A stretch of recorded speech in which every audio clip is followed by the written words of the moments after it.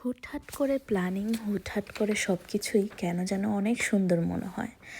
বাসায় বসে থাকতে থাকতে খুব বোরিং হয়ে যাচ্ছিলাম। তো আমরা যেখানে বাজার করতে যাই প্রায় সময়, সেই সময়টাতে আমরা বাসে করে এই স্কোয়ারটা দেখতে পাই।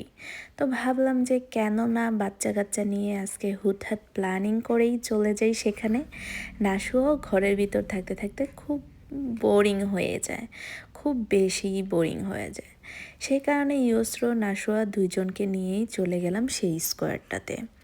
চলুন তাহলে দেখতে থাকি সেই স্কোয়ারটা কীরকম। তো ফার্স্টে আমরা বাসে উঠলাম। বাসে করে যেতে প্রায় 30 থেকে 35 মিনিটের মতো লাগবে, এর কম নয়, এর বেশিও নয়। 30 থেকে 35 মিনিট গুগলে দেখালে কেন জানি 30 থেকে 35 মিনিটই লাগে, এর বেশি কখনোই লাগে না, বরঞ্চ কমই লাগে। বাসে ওই দিন কোনো মানুষজনই ছিল না, ওয়েদারটা খুব শীতল ছিল, মেঘলা আকাশ ছিল। বাসায় থাকতে ছিল রৌদ্র, যেই ঘুরতে বের হবার প্ল্যানিং করলাম তখনই হয়ে গেল মেঘলা আকাশ। যাই হোক, ঘোরাঘুরি তো কোনোভাবেই মিস করা যায় না, যেভাবেই হোক ঘোরাঘুরি করতেই হবে। সামনে দেখলাম মিডিয়া মার্ট, তারপরে রেভে, রুসমান, সব কিছুই মনে হচ্ছিল এখানটাতে রয়েছে।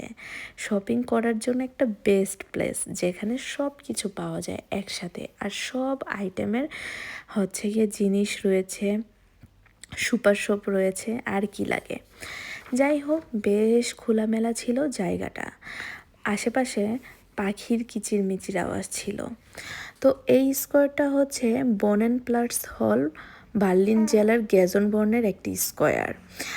জায়গাটার নাম বোনেনপ্লাটস, যা 1862 সালে জেমস ব্রেক্ট এই প্লেসটি করেছিলেন।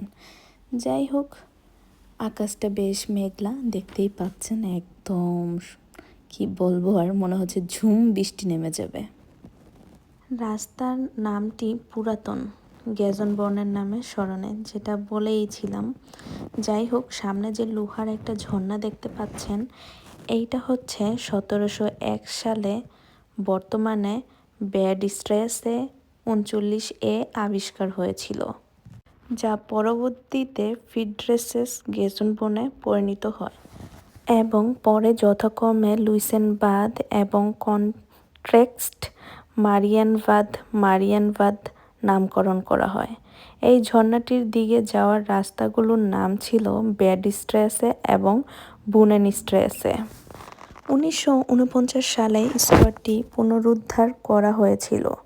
1950